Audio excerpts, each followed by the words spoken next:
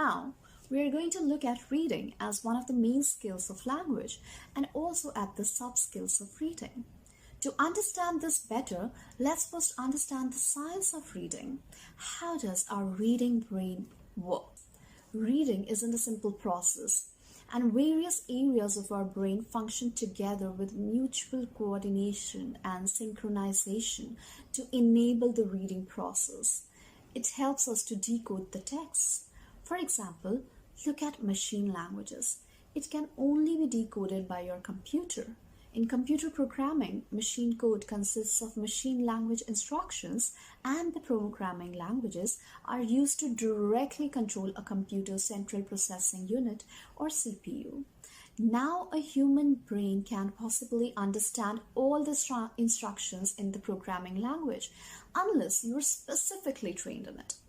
However, the computer can very well decode it and also convert it into human languages, which we are able to understand easily. Therefore, it is very important to understand how our brain decodes the texts which are presented to us and how it interprets it. Let us look at the more important parts of the brain involved in reading. First is the temporal lobe, which is located towards the lower back of the brain and is responsible for speech sounds. Second is frontal lobe, which is located at the front of the brain with a left and a right half. These are involved in multiple functions like problem solving, decision making, movement, planning, and memory. Left half of the frontal lobe is primarily language related and responsible for speech production, reading fluency, grammatical usage, as well as comprehension. Hence, it contributes in all the 4 language skills, that is speaking, reading, writing, and listening. Third is angular gyrus, which is situated at the core of the brain, near the back and top side of the temporal lobe, and this functions as the reading integrator. It helps us convert visual input into audio output.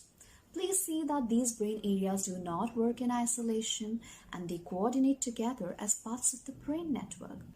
Next, we often read to locate a certain information in a longer text.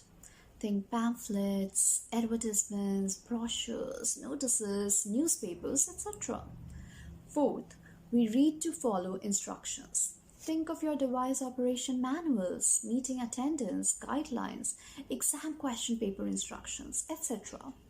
Fifth, we read for pleasure, whether it is a novel, self-help, or motivation books, biographies, or history books. When you read out of interest in any particular topic and not out of need, you are reading for pleasure.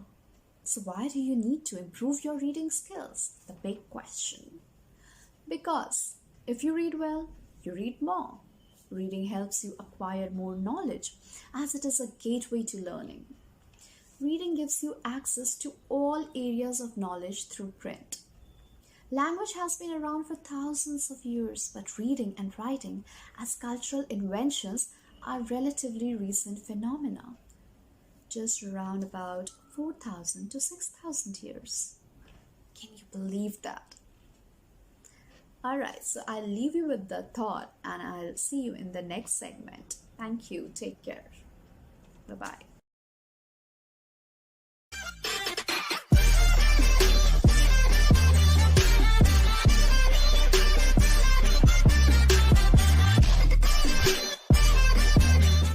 Thank you.